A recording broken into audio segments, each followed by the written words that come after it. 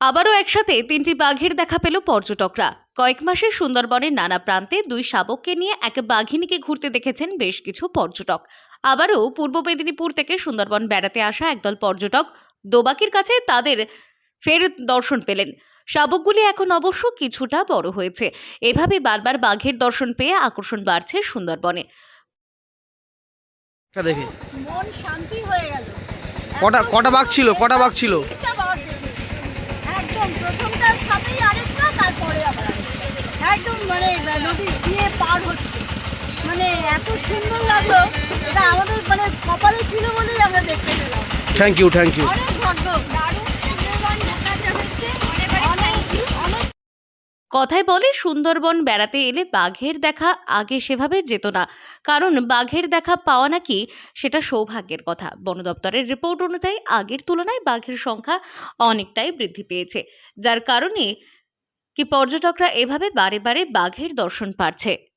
15 বছর পর বাড়ল সুন্দরবনে দক্ষিণ রায়ের সংখ্যা। বিগত দিন ধরে সুন্দরবনের লোকালয় থেকে শুরু করে সুন্দরবনে ঘুরতে আসা পর্যটকরা বাঘের দেখা পায়।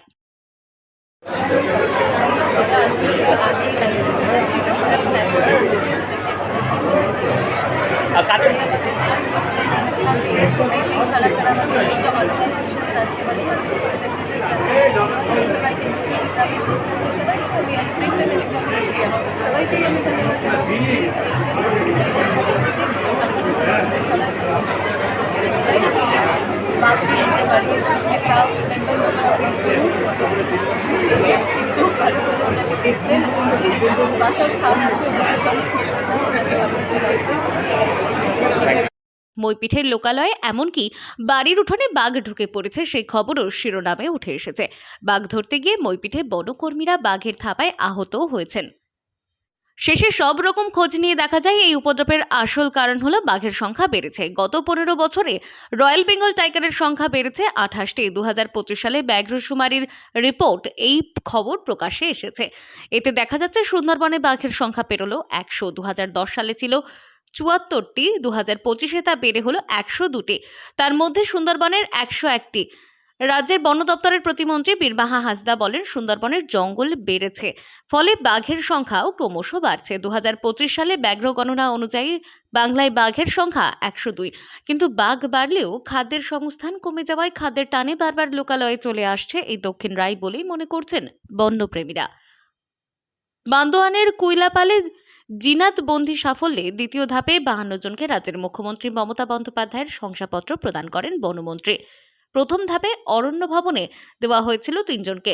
ন্যাশনাল টাইগার কনজারভেশন অথরিটির রিপোর্ট বলছে, গত 5 দশকে চোরা শিকারীদের থেকে অনেকটা রক্ষা পেয়েছে বাঘেরা। এদিকে বাঘেদের বাসস্থানও সেভাবে আর ধ্বংস করা হয়নি বিগত 50 বছরে। দেশের বিভিন্ন জঙ্গলে বর্তমানে বাঘ রয়েছে। ভারতে যত বাঘ আছে তার 3.2% রয়েছে সুন্দরবনের জঙ্গলে। 19 শতকের শেষে ভারতে যখন 40,000 বাঘ ছিল, তবে ক্রমেই দেশের বাঘের সংখ্যা নামতে নামতে তলানিতে গিয়ে ঠেকে। সুন্দরবন ছাড়াও ঝাড়খণ্ড, ছত্তিশগড়, ওড়িশা, উত্তর পূর্বের রাজ্যগুলিতে বাঘ আছে, কারণ চোরাচালান থেকে শুরু করে খাবারের অভাবের কারণে বাঘের সংখ্যা দ্রুত হারে কমছিল। এরপরই সরকারের তরফ থেকে বেশ কিছু পদক্ষেপ করা হয়। রাজ্যে থাকা বাঘেদের উপর নজরদারির জন্য অত্যাধুনিক স্যাটেলাইট ক্যামেরা, কলার ব্যবহার করা হয়, যার মাধ্যমে তাদের চলাফেরা অভ্যাসের ওপর নজরদারি চালানো হয়। সাম্প্রতিক সময়ে আমাদের নজরে এসেছে সুন্দরবনের বাদাবনে বাঘের সংখ্যা বাড়ছে। শুধু তাই নয়, সাম্প্রতিক অত্যাধুনিক ক্যামেরায় বেশ কিছু বাঘ শাবকেরও দেখা গিয়েছে। ফলে বলা যেতেই পারে এই সংখ্যাটা আগামী দিনে আরও বাড়বে। দক্ষিণ 24 পরগনা থেকে সুমন সাহার রিপোর্ট, লোকাল 18 বাংলা।